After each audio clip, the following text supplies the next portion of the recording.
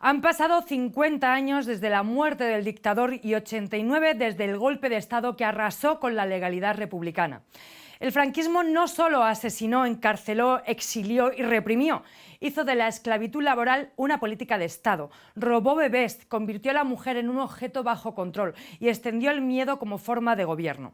Hoy nos preguntamos por qué sus herederos biológicos e ideológicos siguen ocupando espacios de poder, por qué persiste el franquismo en los cuerpos policiales y en el ejército y por qué no hemos cerrado aún esta herida.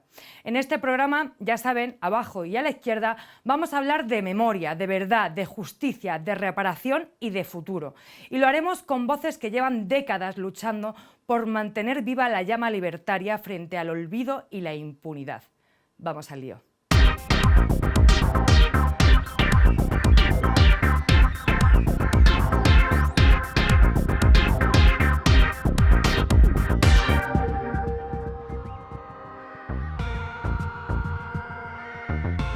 Bueno, un domingo más aquí en Al Lío se viene programón. Hoy vamos a hablar de la memoria libertaria y de la memoria antifranquista que falta hace. Para ello nos hemos traído al mejor plantel que debería de estar copando todos los medios de comunicación. Tripitimos. Rosa, ¿cómo estás? Muy bien y muchas gracias por volverme a invitar. Me encanta, a mí me encanta que vengas, eres muy necesaria. ¿Te quieres presentar? Yo soy Rosa García Alcón, soy activista de La Comuna, una asociación de presos y represaliados por la dictadura franquista que viene desde hace como 15 años peleando por obtener justicia, porque se acabe la impunidad de los crímenes del franquismo. Muy necesaria que estés aquí, siempre tu voz es referente, siempre. ¿Qué tal, Rosalía? ¿Cómo estás? Bueno, bien. ¿Te quieres presentar? Bueno, yo soy Rosalía Molina Puyalón, hay que siempre acordarnos de nuestras madres. Yo soy activista desde hace muchos años, básicamente feminista, anarcosindicalista, y llevo en la línea de ser del mundo libertario desde que se reconstruyó la CNT en el 76.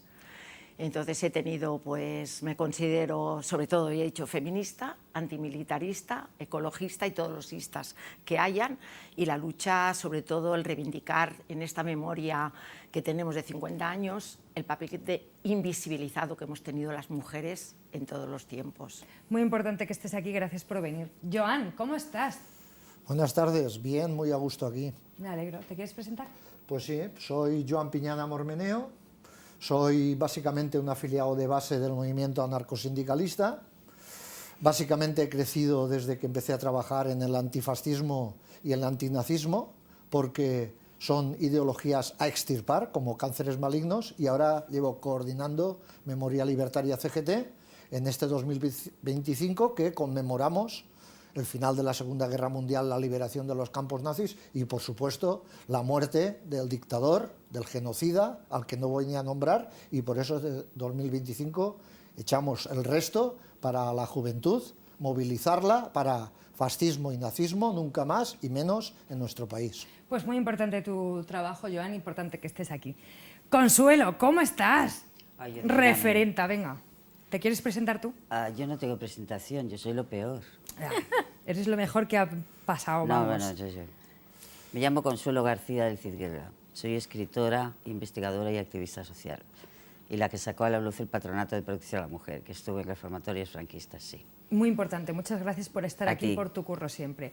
Antes de empezar esto, vamos a ir con nuestra compañera Cristina Moyano, la Potota, que nos ha hecho un contexto para ver, bueno, pues cómo está el tema del antifranquismo y todas estas cosas hoy en día.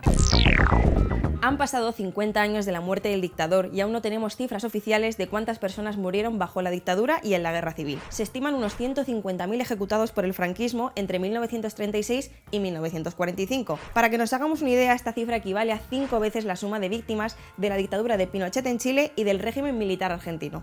En algunas regiones españolas la represión franquista fue brutal. En Andalucía, que contaba con 4.610.000 habitantes, se ejecutaron a 47.399 personas. Es decir, un 1% del total, y el 4% de la población masculina adulta. Y los 150.000 ejecutados por la represión franquista representan el 0,6% de la población total y el 2,4% de la población masculina adulta. Y después de estas cifras, hay que recordar que en todo este tiempo ha habido un total de 0 personas juzgadas y condenadas por crímenes del franquismo. 0. La ley de amnistía, aprobada en 1977 y con la que se pretendía liberar a todos los presos políticos, se ha convertido en una ley de punto y final que ha supuesto la impunidad para todas las personas que integraron las fuerzas y cuerpos de seguridad del franquismo. Y no solo eso, miembros de la Brigada Político-Social, la policía política del franquismo, fueron condecorados y pasaron a dirigir comisarías durante la democracia. Lo mismo ha sucedido con miembros de la Judicatura. En 2022 entró en vigor la nueva Ley de Memoria Democrática, que incluye la creación de una nueva fiscalía especializada para impulsar la judicialización de casos, que hasta ahora los jueces han considerado prescritos, pese a ser crímenes de lesa humanidad. La nueva ley no parece haber supuesto un cambio de rumbo. Las víctimas han presentado una nueva tanda de querellas que en su mayoría están siendo archivadas. Aunque hay esperanzas, el pasado 19 de mayo y por primera vez en la historia declaraba ante la Fiscalía Especializada la primera víctima del franquismo, Blanca Serra, quien fue torturada por la Brigada Político-Social en la comisaría de Villa Layetana. Pues nada, liantes, hasta aquí los datos. Sé que esta frase puede parecer redundante, pero viendo los tiempos que corren nunca está de más recordarla. Quien no conoce su historia está condenado a repetirla. Os dejo con Silvia. Chao. Pues sí, está muy manida la expresión, pero muy necesaria. Quería preguntaros, para empezar este debate, análisis, como queramos llamarlo, ¿cuándo fuisteis conscientes de ser antifranquistas? En algún momento, no sé si queréis contarlo o empezar por aquí, ¿no? ¿Quién quiere empezar? Rosa. Bueno. Estabas animando y digo, pues mira tú. Es que, consciente, pues es que mi familia es una familia de lo que llamaban los perrojos. Ah. Sí, mi familia tiene... mi tío estuvo en la cárcel 16 años, mi abuelo paterno es un desaparecido de la guerra, lo detuvieron en Santander y luego pues nunca más hemos podido saber qué pasó con él. Y todas esas cosas en mi familia se hablaban, mi madre lo contaba. Entonces, además he vivido en barrios, a partir de los 12 años en Vallecas, con lo cual el ambiente pues impulsaba esto, ¿no? Pues sí, muy necesario ser roja. Entonces y ahora, ¿cuándo fuisteis conscientes? La que quiera. Bueno, yo, mi familia no se hablaba, era el silencio absoluto, que había el miedo, a pesar de que mi abuelo estuvo en el frente de Aragón con la columna Escaso, lo supe ya muy mayor, porque no se hablaba, era el silencio absoluto. Pero yo tuve la suerte que mis padres me llevaban a actividades de los Boy Scouts en Cataluña, eran otra cosa, era como una cosa progresista. Y llegó el proceso de Burgos en 1968, yo tenía 14 años, pero empezamos a oír qué estaba pasando en el proceso de Burgos, que se estaban matando, asesinando a gente. Después vino todo el tema de Puig Antic, vivimos allí en Cataluña mucho el tema, o sea, conforme ya me iba concienciando de qué está pasando en este país que estamos viviendo, vino Puig Antic, vino las últimas penas de muerte que firmó Franco, y entonces esto ya me fue haciendo consciente. Ya en la universidad dije, bueno, yo aquí ya, esto hay que hacer un paso adelante, 50 pasos, porque lo que estamos viviendo y este silencio absoluto de casa y tragándolo todo, y creo que desde entonces no he dejado de ser militante. Que antes he dicho, se me había olvidado que estoy en el grupo de libertarias de CGT, de mujeres, porque... Muy importante que lo digas. Consuelo. Pues yo creo que yo me entero y abro los ojos cuando la ejecución de Puig Antic, sí, que ella era adolescente. Ahí me doy cuenta del país donde vivo, sí. Quizás la gente no sepa esta historia, a lo mejor hay que resumirla un poquito. ¿Te apetece? ¿El qué? ¿Lo de Puig Antic? Sí. Hombre, es que yo, yo era muy joven, era adolescente, entonces si tú naces en una familia burguesa de derechas, tú no puedes ver más allá de lo que tu familia te enseña. Entonces, tú te crees que todo es así, ¿no? De hecho, yo me monté una... Bueno, mi madre decía que yo me torcí a los 6 años. Sí, pero a ver, Esto viene, yo creo que es verdad, yo creo que sí. A ver, yo me había montado una historia en mi cabeza, que no me había contado nadie, me la había montado yo, que era que igual que los hombres tenían que hacer la mili, las mujeres teníamos que ser chicas de servicio un tiempo. Ya. Es decir, teníamos que servir en casas, ¿no? Vale. No me lo había dicho nadie, me lo había montado yo en la cabeza porque era lo que yo veía. Y entonces un día, pues estábamos en casa y teníamos la tata Amparo, que era gallega, trae la tal, y yo le digo a mi padre, a mí cuando me toque me gustaría que me tocara una casa buena. Y dice mi padre, ¿cuando te toque qué? Y yo, ser tata. ¿Pero tú qué estás diciendo?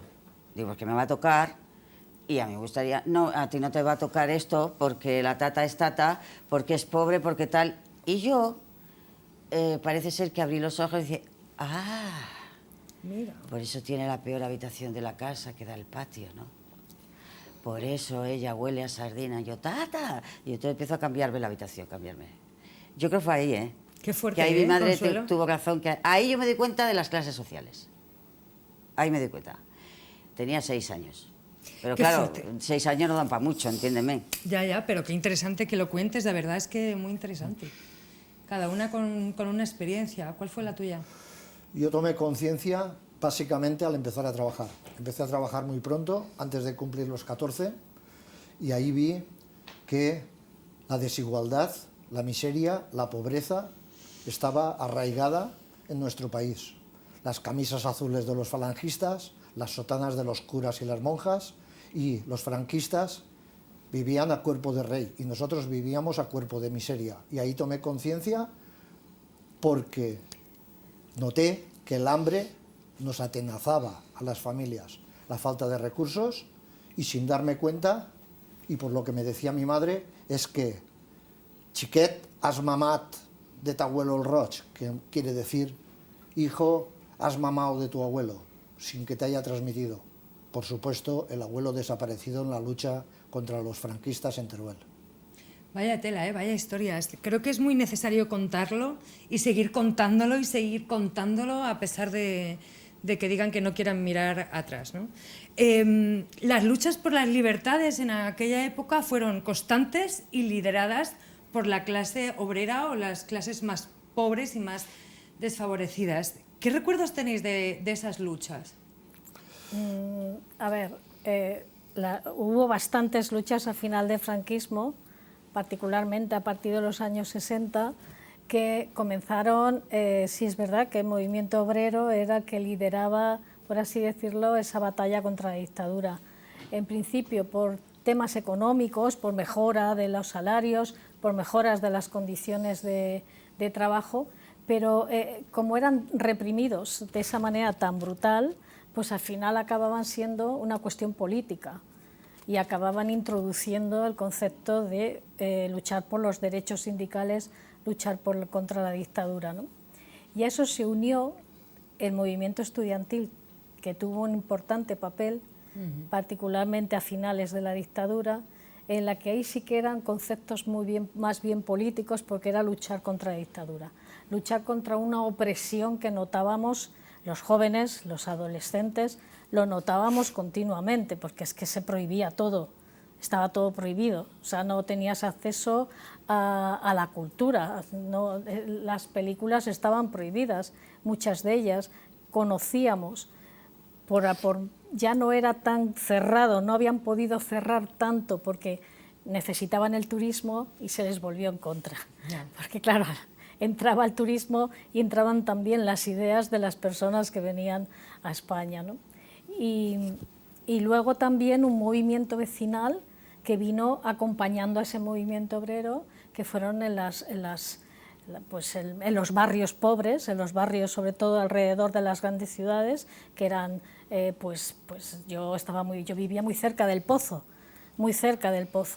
y claro, eso eran infraviviendas, no tenían agua corriente, en muchos casos la luz también tardaron muchísimo, y todo lo que fueron consiguiendo fue a base de pelea, particularmente las mujeres, que eran las que se molestaban, las que iban a todos los sitios a exigir, a tener colegios, a que asfaltaran las calles, a que llevaran el agua, porque la mayor parte de la carga de esas ausencias de medios caía sobre ellas, ¿no? Entonces sí que ese ambiente, por eso digo que yo en ese ambiente también me crié. Y me creo recordar que fue en el 72, empezamos una huelga en los estudiantes de bachillerato, que entonces en la secundaria no se había movido nada, sí se había movido en la universidad, pero en la secundaria no, pues porque se había aprobado una ley, la ley de Villar-Palasí, se llamaba así, la Ley de Enseñanza General Básica, en la que entendimos que, digamos, ponía trabas a que los hijos de los obreros llegaran a la universidad. Y eso desató una campaña de movilizaciones que duró muchísimo tiempo. Y bueno, mi instituto participó en esa huelga y luego...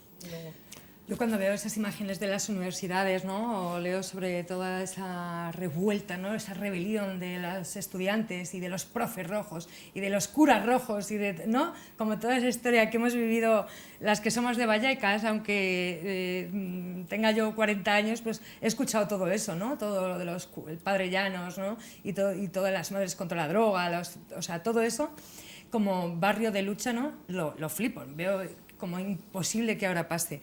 ¿Qué lucha especial os ha marcado de aquellas rebeliones, de aquella lucha por las libertades?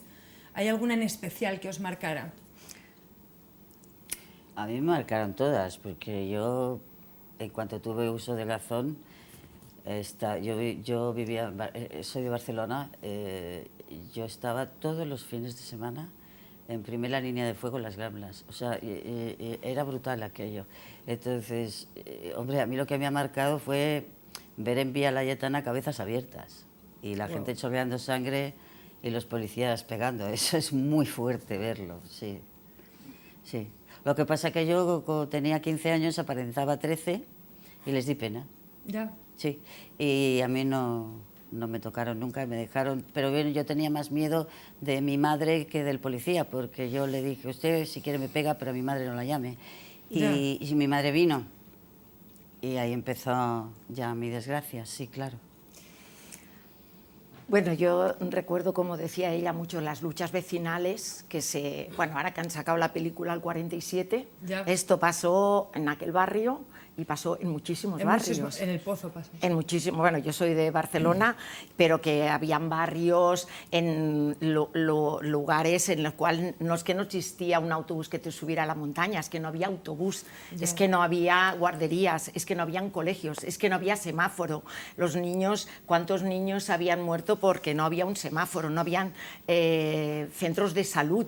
No había nada, y como decía ella, básicamente tomaron las mujeres las calles, y fue también a través de los barrios cuando empezamos a también luchar por una sexualidad libre, que las mujeres no teníamos sexualidad, los anticonceptivos no existía nada de esto, que se empezó a trabajar para los centros de planificación familiar.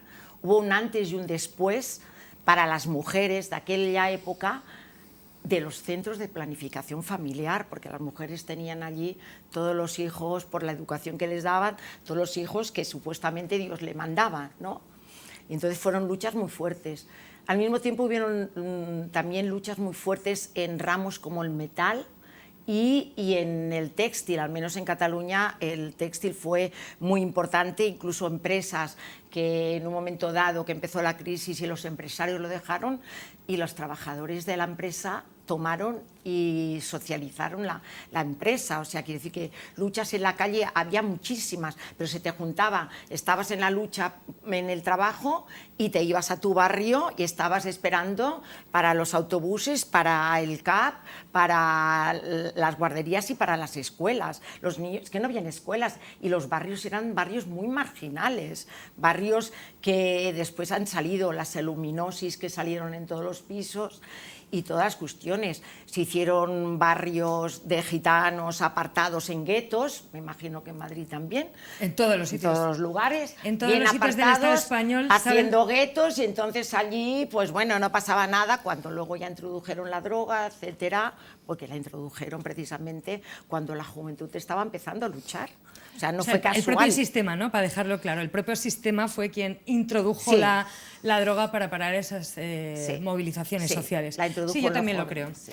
Qué importante lo que contáis, Joan. ¿Qué te marcó a ti especialmente de aquellas luchas? Como hemos hablado, y coincidiendo con las compañeras, esas luchas eran globales y afectaban a todo el país, pero las que a mí me impactaron, que coincidieron en el tiempo y con mis 15 años, fueron 3. Las del puerto de Castellón, las de la construcción y las de la recogida de naranja. En esas 3 se dieron 3 elementos. Las neveras obreras estaban vacías, no había comida. Los jornales no daban para comer por la gran inflación, porque todo el dinero se lo llevaba la clase privilegiada, la reacción, los franquistas y los fascistas. Y la solidaridad en la huelga de la construcción ante la primera carga que sufrimos de los grises franquistas en medio de Castellón por la Plaza María Agustina, en la que, cuando ya no se tenían casi cazados y alcanzados a gente muy adolescente y muy joven como yo, pero también a hombres bragados y a expresos franquistas que habían salido de las prisiones porque habían conseguido evitar la ejecución, la solidaridad de los obreros, de las cuadrillas tirándoles bloques, tochos, bovidillas, palets, hasta que consiguieron que los grises retrocedieran y crearon una barricada para protegernos, porque si no nos hubieran linchado. Y en aquel momento tomé conciencia, estos no son de fiar, y si vienen a por mí no va a haber tregua, son enemigos y yo voy a por ellos también, y el conjunto que en aquel tiempo estábamos organizados a través de los Ateneos Libertarios y los grupos de acción de los barrios sociales y pobres de la periferia de Castellón. Qué importante lo que contáis, y ahora uniéndolo a esta pregunta que os quiero hacer ahora, ¿no? Como que parece que ahora se ha puesto de moda ser facha, Dios mío, vamos para atrás como el cangrejo, y ahora que se cumplen 50 años de esta supuesta democracia, ¿qué se ha hecho para erradicar del subconsciente colectivo todo esto del franquismo social, ¿no? Como que los herederos del franquismo siguen mandando y no sé, o sea, quiero preguntaros, sabiendo conscientemente que es una pregunta un poco trampa, ¿no? Sabiendo lo que me vais a contestar. No, verás. Ser facha no está de moda, no, eso no es verdad. Da la impresión esa. No, lo que pasa es que se ha construido una sociedad en la que se trabaja más el cuerpo que la cabeza, ¿de acuerdo? Y entonces la juventud de ahora se machaca el cuerpo en gimnasios, las mujeres a los 18 le piden a sus padres unos pechos nuevos, porque lo que se trabaja es el cuerpo, la cabeza no. Por lo tanto, esas cabezas son las que está captando Vox.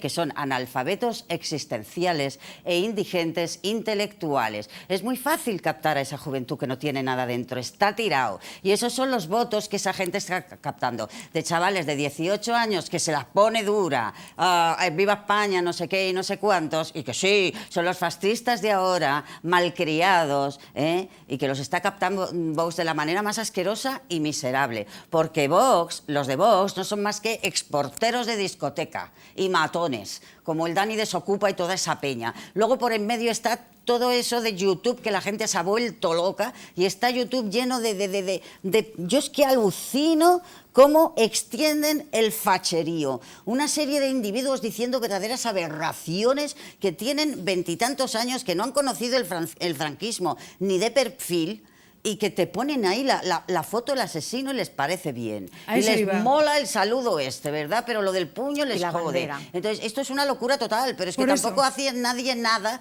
por evitarlo. Porque, claro, estos chavales que se les ha comido la olla a Vox, que sube, que sube. Porque Vox es efervescente. Nos guste o no nos guste. Y nos podemos pegar un susto en las próximas, que van a meter un subidón del copón, y en las siguientes, o las otras, pues puede que ganen, porque España es fundamentalmente un país bipolar.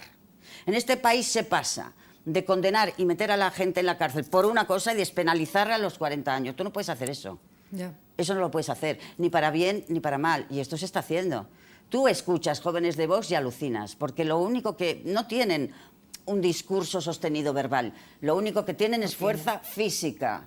músculos y tatuajes. Totalmente y como le lleven de la contraria, acuerdo. te dan una hostia. Totalmente de acuerdo. Por eso os pregunto, y sé que os he activado, lo sé con esta pregunta, pero es verdad que tienen un discurso muy fácil de comprender. Entonces quiero preguntaros qué hemos hecho mal. O sea, qué hemos hecho mal como sociedad, no vosotras, por rojas, no, sino qué hemos hecho mal como sociedad para que este discurso, para que nadie conozca, o sea, esto, ¿sabes? Qué O sea, horror, es qué que no horror, lo puedo qué ni ver. horror. Yo creo que el Estado lo ha hecho muy bien, porque su política de memoria ha sido basada en el olvido y basada en el silencio.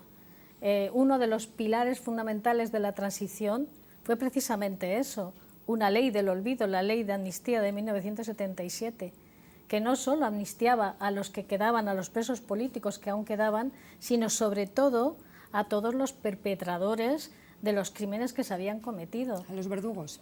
Los amnistiaron sin haber hecho investigación ninguna ni haber sido juzgados. Y entonces se impuso, además lo dijo Maestra, la amnesia, el olvido de todo lo que había pasado como punto fundamental para avanzar. ¿Y eso qué ha significado? Ausencia de conocimiento para las siguientes generaciones. Es verdad que las inmediatas a nosotros algo les ha llegado, pero Sí. ahora ya han pasado casi 50 años, son muchas generaciones entre medias y no conocen la historia porque no se les enseña ni en los institutos ni, por supuesto, en la universidad. O sea, además, yo creo que no todos los jóvenes, ¿no?, son los que está de moda ser fachas. Creo que hay muchos jóvenes que son y somos rojos piojosos, que nos encanta y hay que como hacerse orgullo de eso y decir, porque hay barrios y barrios donde esta cultura de ser roja, de defender las libertades, es una cosa que se hereda, ¿no? Yo pienso que evidentemente la cuestión principal es esto, el olvido, el silencio, y luego cuando has querido recuperar la memoria histórica no te dejan, no hay memoria histórica porque hemos perdonado a todos. O sea, yo recuerdo tener que ver al Fraga Iribarne, que era el ministro más fascista que había, y tenerlo luego como de demócrata. Tú que has vivido toda una historia, esto te chirría, pero los jóvenes esto no lo han vivido. Pero de todas formas, yo pienso que además la campaña electoral que hace Vox, dirigida única y exclusivamente a los jóvenes sin cabeza, como dice ella, que no piensan porque están todo el día con el TikTok. Yo digo que muchos, no todos, Es no, verdad. voy a generalizar, o sea, viven una vida virtual suya propia, que Totalmente. el TikTok le dice, que el otro le dice. Nosotros también estamos en TikTok. Bueno, que le dicen, y la campaña electoral, yo tengo nietas de 24 años y me enseñaron la campaña electoral que ha hecho Vox este año, y los jóvenes votan Vox porque se lo ofrecen todo, porque nadie más ha hecho una campaña electoral para los jóvenes, nadie más. Y yo pienso que hicimos muchísimas cosas, que luchamos mucho, que todavía seguimos luchando, la generación nuestra, seguimos luchando, pero pensamos que ya lo habíamos conseguido todo. O que habíamos conseguido una serie, todo no, pero que habíamos conseguido una serie de libertades que ya teníamos ganadas. Habíamos ganado la ley del divorcio, la ley de extranjería no que viene de esto, habíamos la del adulterio, la despenalización del adulterio, habíamos conseguido cantidad de cosas, la sociedad más o menos vivíamos... El aborto, ¿no? El aborto. Aunque luego se cambió la ley del aborto y se fue cambiando para peor. Y entonces pensamos que esto lo teníamos toda también, la homosexualidad, los matrimonios igualitarios, o sea, que habíamos conseguido toda una serie de cosas y quizá no veíamos venir toda la gente que estaba callada mientras estábamos en la calle luchando, porque a mí hubo un momento que yo estaba en la calle constantemente y un día de pronto dije, ¿de dónde han salido tantos fascistas? Y me dijeron, no, estaban ahí, esperando a salir cuando los demás ya pensabais que esto era trabajo grillado, ¿no? Yo he sido profesora, yo he trabajado en el mundo de la educación hasta que me jubilé, y pienso que hemos hecho cosas, tampoco querernos, y algo queda, si no, no estarían, yo qué sé, estos jóvenes mirándonos ahora aquí, ¿no? O en la calle también hay gente ahora con toda la cuestión de la vivienda, por ejemplo, ¿no? No, por ¿Cuántos supuesto, jóvenes hay creo en la calle? que hicisteis una lucha y que sois de una generación de una lucha muy necesaria. Y digo yo, ¿dónde están esos profes rojos piojosos que yo tuve? Yo tuve profes rojos, ¿no? Que nos contaban, ¿no?, entre medias, ¿no?, como sus opiniones políticas, y eso era muy bonito, ¿no?, tenerlo. ¿Qué secuelas Yo, contáis, si no? no- Estáis si no hablando de tiempo- la educación. ¿Qué secuelas sociales veis? Yo quiero hacer un apunte. Di, porque habla. Es que yo confío en la juventud, básicamente porque la juventud es la que tira para adelante. No me gusta dar una imagen tan negativa porque me parece que es injusto y además me parece que causa ¿Es injusto? rechazo. Además creo que causa rechazo. Yo entiendo que a ellos no les interese algo que pasó hace 50 años. A mí tampoco, cuando yo tenía su edad, me interesaba lo que había pasado hace 50 años. Lo entiendo.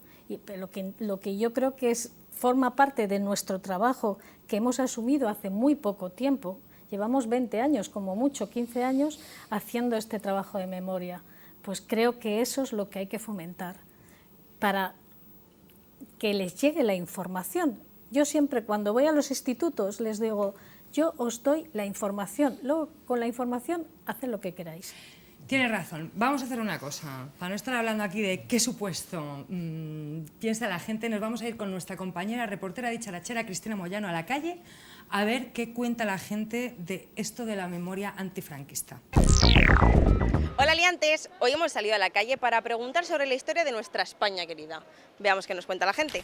Del 1 al 10, ¿cuánto diría usted que conoce la historia de España reciente, siglo XX-XXI? 6,5. ¿Un 7? 6. No sé si un 6, 5... Por lo menos el 9. Un 6. Yo un 6, 5 y medio. Yo un 6 también, o sea... Yo un 7. Yo un 5, un aprobado. Un 7, 8. Sí, 5, 6, no mucho más. 5, hay que ser honesto. Un 8. Un 8, un 9, no sé. ¿Y considera que la etapa de la Segunda República fue positiva o negativa para España? Teniendo en cuenta el contexto, fue positiva. La Segunda República, vamos, no sé si llegó a eso, a la Guerra Civil Española, pero vamos, todo lo que sea democracia está bien. Yo creo que fue positiva, pero no estoy segura. Yo considero que fue positivo. Negativo totalmente porque se está repitiendo ahora.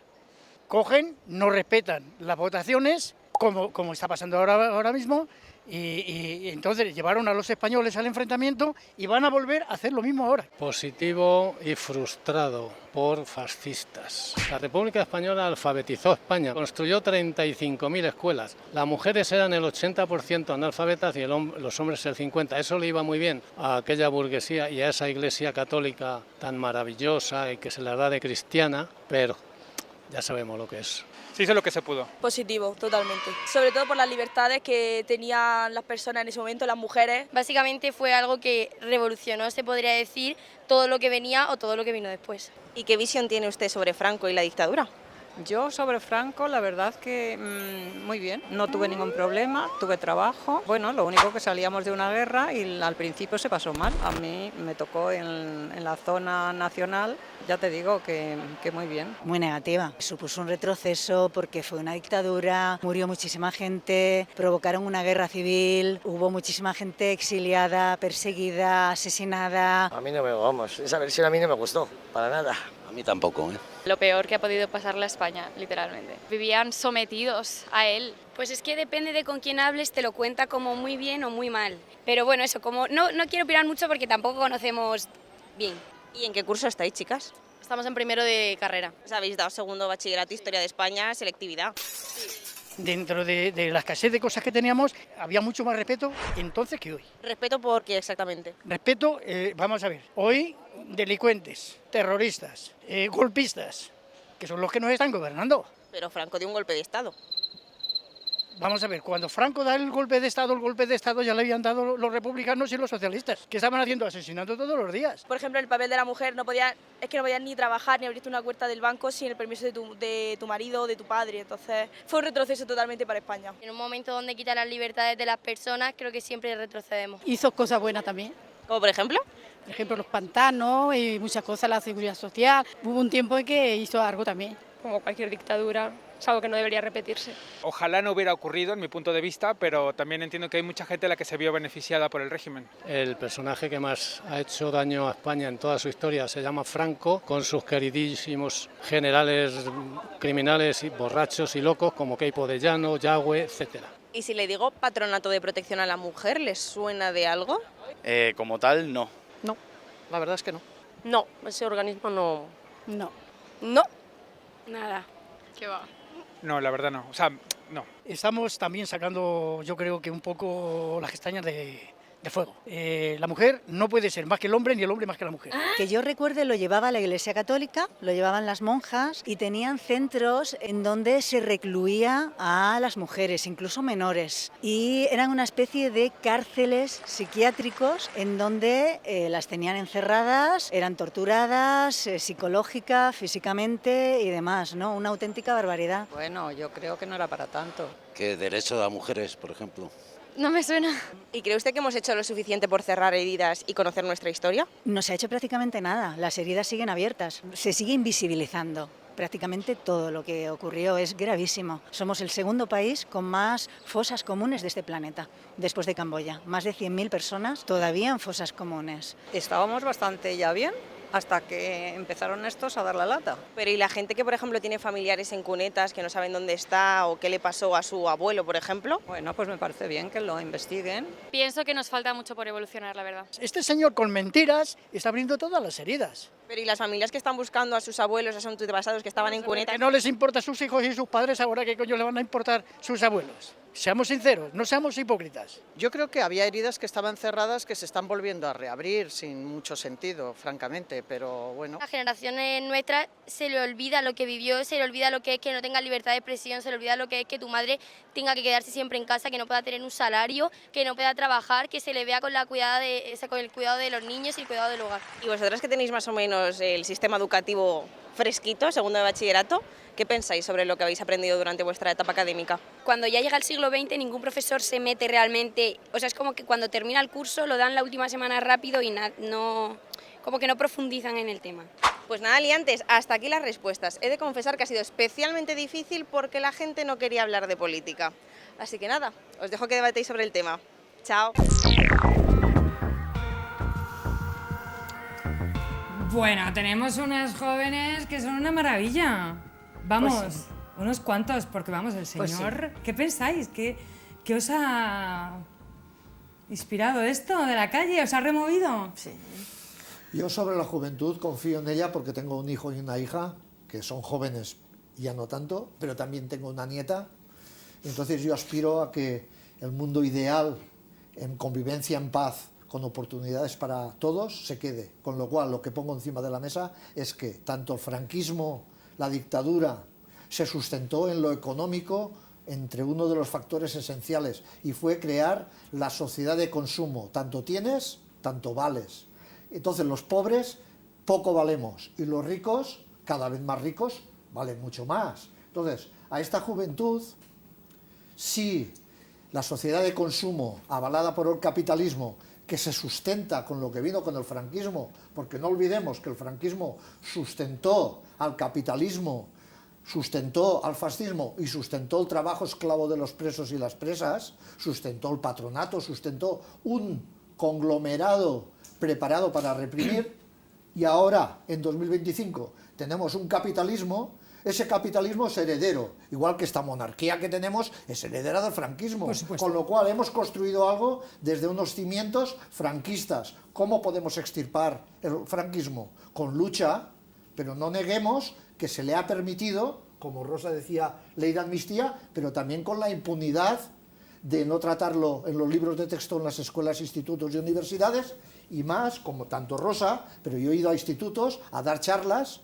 de los riesgos del nazismo, Segunda Guerra Mundial, campos de concentración, de los riesgos del franquismo antes, guerra, exterminio, campos de concentración, y los chavales no saben nada, con lo cual mi teorema es, claustros del profesorado, ¿cuál es la presión vuestra para verdad? De momento, después llegaremos a justicia y a reparación, pero verdad, ¿por qué no exigís a las editoriales, Anaya, EDB, Vices Vives, Santillana, que vienen del capitalismo franquista y escriben lo que el poder económico dicta. Ahí es uno de los factores que considero que tenemos que batallar mucho más. Quitémosle el capitalismo individualista y volvamos a las teorías de la sociedad colectivista, y entonces igualaríamos un poco estas abismales diferencias. Totalmente de acuerdo. Tengo una pregunta para vosotras. Me ha sorprendido muchísimo esta señora que ha dicho que sí que conocía el Patronato de la Mujer. Por cierto, tenemos una entrevista preciosa a Rosa contando sobre el Patronato de la Mujer que no os podéis perder. Y ya quería también deciros que nos contéis un poco qué era el Patronato de la Mujer, aunque veáis esta entrevista, que lo ha contado un poco esta chavala que nos hemos encontrado por la calle, y que hace unos poquitos días la Confer ha estado como pidiéndoos perdón, ¿no? Pidiendo perdón a las víctimas del patronato. Ni olvido ni perdón, os pregunto. A ver, primero, nosotras no somos víctimas, somos supervivientes. Las víctimas son las que se quitaron la vida antes de seguir aguantando los regímenes de los reformatorios, ¿no? Lo que no se puede es dar un perdón hueco, vacío de contenido y pretender hacernos comulgar con ruedas de molino, por iglesia que sean, y justificarse, ¿no? Entonces, pues, bueno, pero con la iglesia hemos topado, se esperaba poco. No tenían otro remedio que pedir ese perdón, porque han estado un año investigando, han hablado con las monjas ancianas y sí, han visto que todo era verdad. Pero bueno, esto se lo pueden pasar por cualquier lado, ¿no? Quiero decir, no importa, es decir, no importan los bebés robados, no importan los suicidios, no importan las autolesiones, el régimen penitenciario oculto para menores, la explotación laboral, no importa nada. El patronato fue la institución fascista contra la mujer más grande que ha existido en este país y que se prolongó hasta 1985. Te tengo que dar las gracias por ese pedazo de discurso que hiciste allí. Lo he visto en YouTube, si queréis verlo lo podéis buscar. Me emocioné muchísimo, gracias por contarlo todo y especialmente te tengo que dar las gracias por contar la rebelión de las gitanas y lo que le hacían las monjas. Bueno, es que el maltrato bueno, es que las gitanas eran divinas, es decir, o sea, las gitanas en los reformatorios, sobre todo yo conocí bastantes en el de Barcelona, del Buen Pastor, ¿no? La gente empieza así, y eso del puño y tal y cual, te vamos a joder. Yo he visto deshacer camas, tirar colchones por los aires, era una maravilla. Entonces, claro, no las podían controlar, era imposible, no las podían controlar. ¿A alguien se le pasa por la cabeza que le expulsen a un hombre de la cárcel? A que de la cárcel no expulsan a nadie. En la cárcel te quedas y te jodes porque has cometido un delito, ¿no? Pero en los reformatorios a las gitanas las expulsaban. Imagínate, o sea, no las querían ver ni en pintura. Y entonces cuando apareció ese documento, que es de los años 70, que le dice, esos seres así, que no pueden estar en estos colegios. ¿Qué colegios? Si eran reformatorios. Eran tremendamente descaradas, súper cachondas, además bailaban súper bien, daban las palmas y tal, revolucionaban a todo el mundo y no las podían soportar, así de claro, y las despreciaban muy especialmente, y yo eso pues no lo podía soportar. ¿Cómo os habéis sentido con esta petición de perdón? Hueco, vacío, etcétera. Es que no es un sentimiento, es que eso no tiene sentimiento, eso ha sido un pampurri de nada. No han pedido perdón de nada, se han estado justificando y ya está, porque algo tenían que hacer. No se podían quedar callados porque sabían que les caía un chorreo monumental y ya está. Y como ahora viven del dinero público, porque en el año 85 se reconvierten en ONGs y están al frente de pisos tutelados de menores, centros de menores, casas de acogida, tal y cual, han pedido perdón porque tenían miedo a quedarse sin dinero. Ya. Luego dicen, es que estas están haciendo esto por dinero, cuando nosotros no hemos pedido nada. Son ellos que están haciendo esto por dinero, para no perder el suyo, que es distinto, que viven del dinero público y se les puede acabar, porque ahí estaba la ministra. Y mientras tanto se les ha premiado adoratrices, premio a los derechos humanos, Ley de España. Hostia, parece el harakiri, cuando los vulneraron absolutamente todos. Pero esto no se sabía. Es verdad que no se sabía, pero ahora se sabe. Ayer salió en todos los telediarios. Ya no se puede decir que España no sepa lo que es el patronato. Como sigan rascando y detecten las atrocidades que se hicieron allí, porque no teníamos derecho a ninguno, a ver qué hacen. Son ellas que pidieron perdón por dinero, para no perder el suyo. Bueno, es que... ¿A qué sí, Rosa? ¿A que sí, Rosa? Rosa, Rosa. la conozco hace muchos años.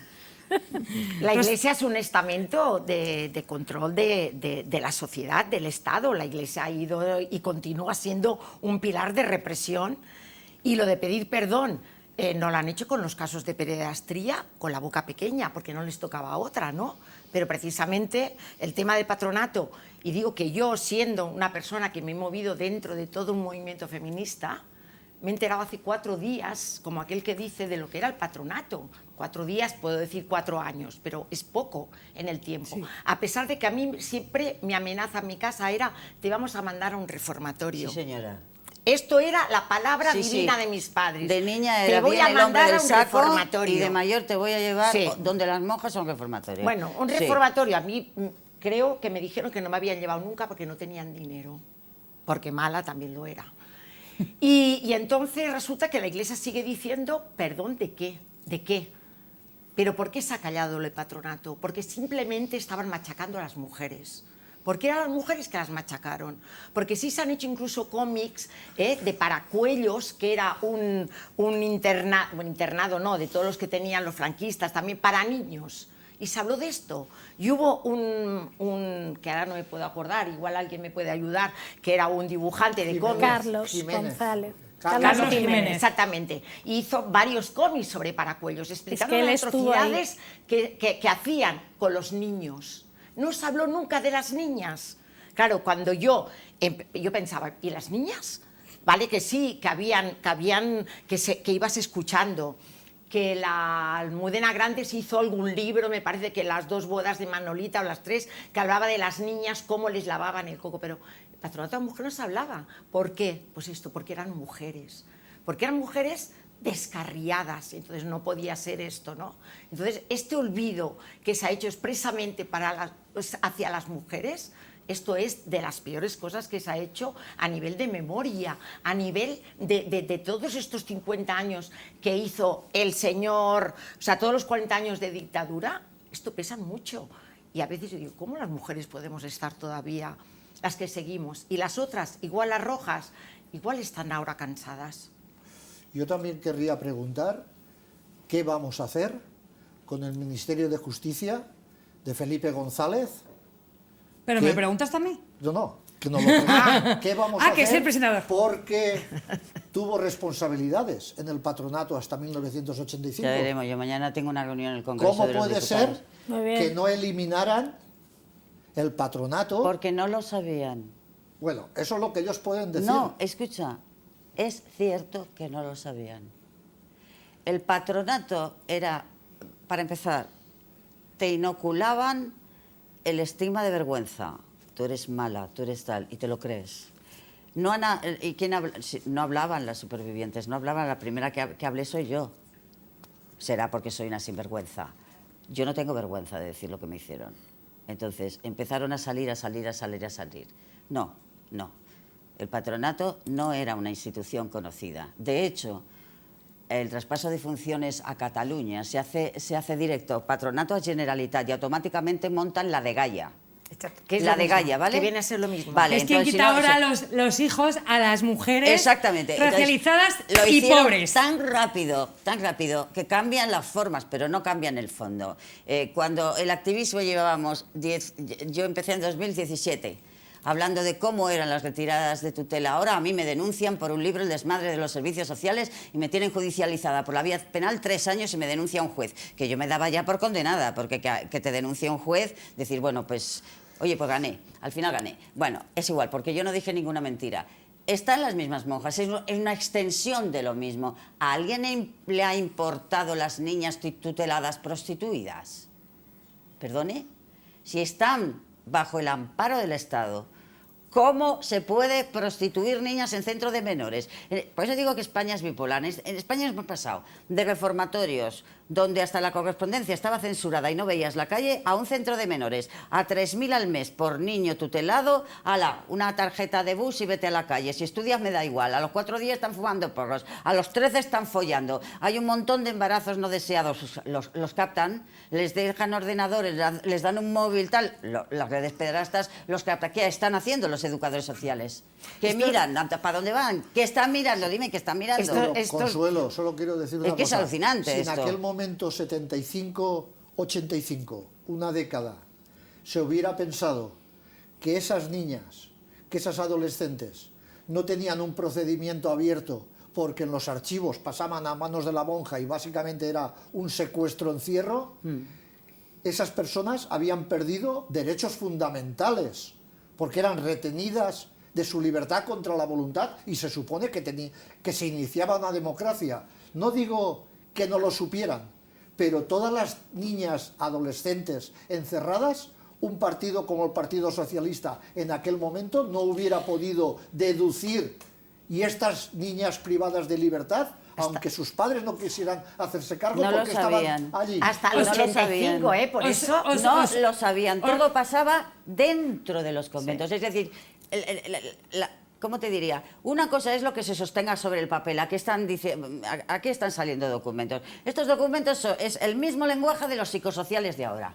De los informes psicosociales de ahora, está calcado, es el mismo lenguaje, un poco pulidito para que no se note lo de Franco, pero ahora te lo meto y soy un educador social, un psiquiatra, no sé qué. Viven de la pobreza, viven de la desgracia, se están retirando niños por pobreza, sí, por pobreza. Y por racismo. Eso que una vez yo dije... Os resumo lo que me estáis contando, os resumo que lo que me estáis contando, lo que yo quiero entender de lo que estáis diciendo ahora mismo todas aquí, es que los grises pasaron a ser la policía, la de Gaia y todo el patronato de la mujer a ser servicios sociales y tal, y solo se cambió el nombre, pero no se cambiaron los estamentos y los fundamentos franquistas. Bueno, pero a ver, no mezclemos de Gaia con servicios sociales. O sea, a ver... Son servicios sociales sí, de Gaia, pero no todos los servicios sociales. O sea, un resumen. No englobemos. Hablo de menores.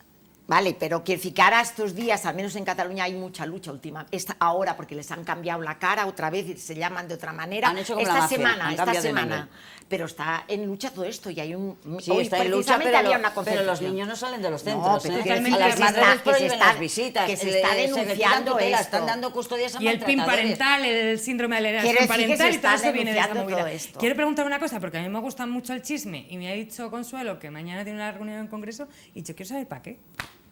Pues para ver qué se hace con el patronato, ¿no? Y con estas congregaciones, porque aquí hay otro tema. Tienes que tener en cuenta que en aquella época no existía el trabajo social como carrera universitaria.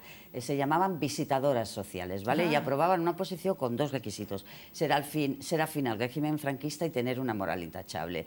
Yo no entendía por qué las monjas de mi reformatorio estaban todas estudiando trabajo social. Claro, porque cuando empieza a desaparecer el patronato, convalidan a estas visitadoras sociales, guardianas de la moral, como asistentes sociales sin haber estudiado la carrera. ¿Qué sucede? Ellas pasan a servicios sociales, eran jóvenes, extienden su simiente y aquí está lo de ahora. Ya. Es un sistema, es una plantilla. Totalmente de acuerdo. Quiero hacer una rondita para acabar, porque en plan el tiempo, porque quería saber qué hacemos ahora, porque estoy totalmente de acuerdo con vosotras, con que sí que necesitamos justicia, verdad y reparación. Entonces, por un lado, quería preguntaros qué os hace seguir luchando. Yo lo tengo muy claro, también lo quiero decir yo. ¿Y qué futuro soñáis para las próximas generaciones, ¿no? Respecto a esta memoria libertaria que tiene que seguir viva y a esta memoria antifranquista que tiene que seguir viva y tiene que seguir siendo luchada, ¿no? Rosa, que no... Yo me gustaría resaltar la dignidad de las compañeras, que a mí me impactó.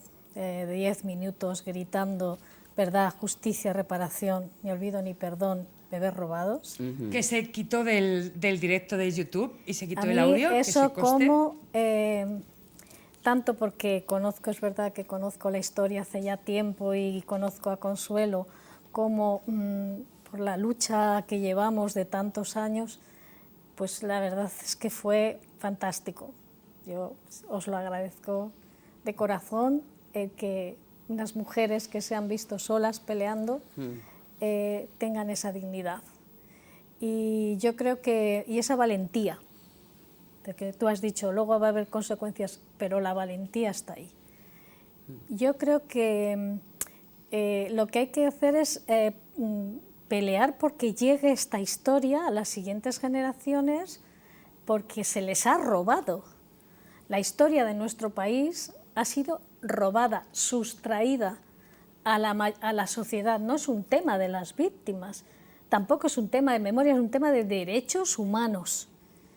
Un Estado que no garantiza los derechos humanos de sus ciudadanos y sus ciudadanas tiene deficiencias, por lo menos en lo que puede llamarse democracia. No es una democracia de calidad. El Estado tiene que respetar los derechos humanos ultrajados de las que estuvieron en los patronatos, los derechos humanos ultrajados de quienes peleábamos contra la dictadura y pasamos por situaciones muy difíciles, en la cárcel, la DGS, los centros de detención, etc. De todas las personas que vieron, que sufrieron esas graves violaciones que se produjeron durante toda la dictadura. Así que esos derechos humanos los tiene que garantizar. Y no nos pueden decir, ay, es que han pasado muchos años. Sí, claro, también del Pleistoceno y lo estudian. Ya ves. Vamos a ver si... De los dinosaurios. Son muchos años, pero estamos aquí, estamos vivas. Queremos, no para nosotras, sino para toda la sociedad, para que no haya esa posibilidad de que el negacionismo vuelva, de que a los jóvenes se les cuente las maravillas de una época que no debería haber existido en la historia de España. Totalmente de acuerdo. Yo pienso que nos falta hacer mucha pedagogía, lo digo yo que he sido educadora, pero nos falta hacer mucha pedagogía explicando qué es lo que pasó y qué es lo que nos puede pasar si volvemos, porque nosotros sí que hemos vivido, nosotras sí que hemos vivido una dictadura, unas faltas de libertades. Pero cuando yo veo la extrema derecha saliendo, no solamente en España, sino en Europa entera, me da miedo, porque estas libertades, si se pierden, luego es muy difícil volverlas a conseguir. Es verdad. Y hace falta que sepan que esto, porque yo he hablado a veces con jóvenes, ¿no? Por ejemplo, no sé, la ley del divorcio, y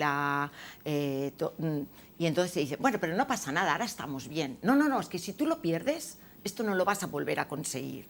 Si tú la libertad que tienes, que teóricamente es un país en que la homosexualidad, tanto sea masculina como femenina, se respeta, incluso el tema de los matrimonios entre iguales, entre que tú puedas, yo qué sé, comprar anticonceptivos, que una cosa tan sencilla que antes no existía, ¿no? Que puedas abortar libremente, ¿no? Y que puedas hablar libremente sin que te vengan toda una policía arreándote.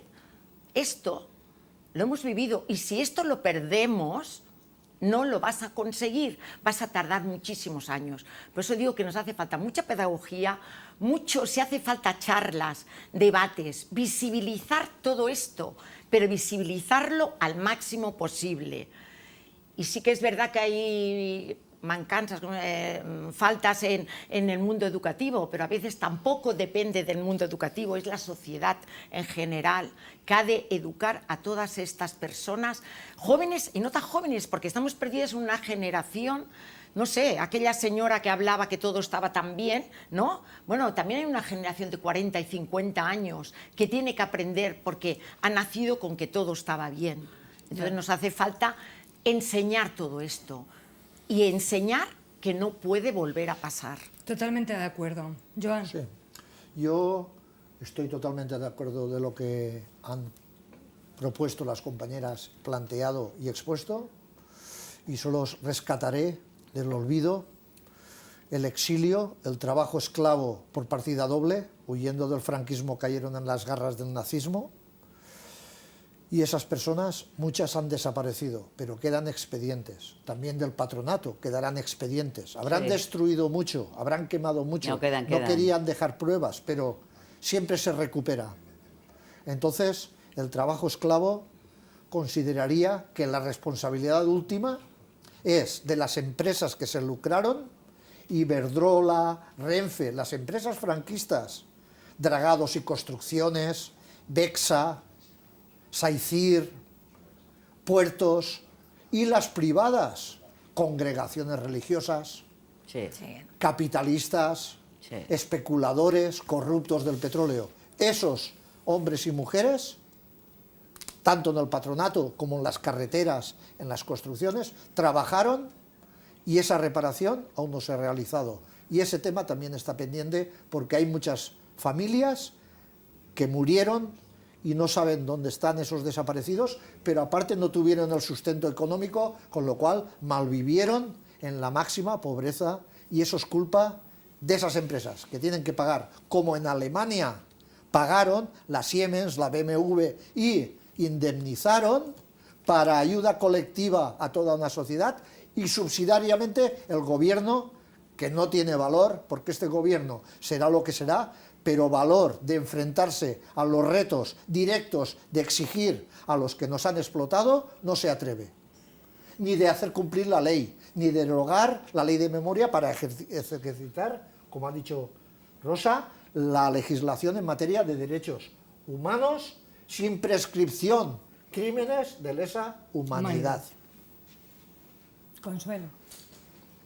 Sí, literalmente, es literalmente así. En España hay mucho que peinar y mucho que dañar, y hay que sacar muchísima mierda que está oculta o que está olvidada, porque a veces es peor el olvido, ¿no?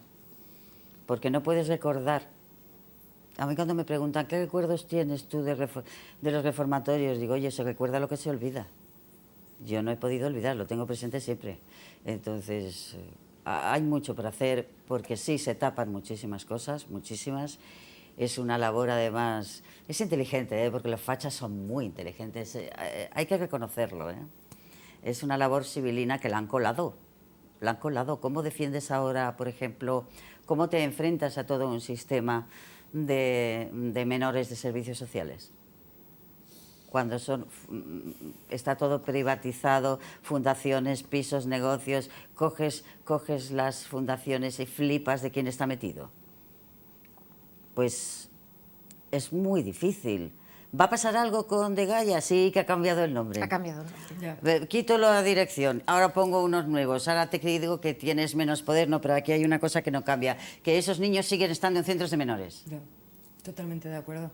Me quedo con muchas cosas de las que habéis dicho, entre ellas que hay que pelear la historia que nos han robado, que ha dicho Rosa, o que hay que hacer pedagogía sobre lo que puede volver a pasar, o hacer memoria de lo que hoy nos siguen explotando, hacer memoria de esos que hoy nos siguen explotando y sacar la mierda olvidada. Yo sigo peleando, sigo luchando, porque alguien antes luchó por mí.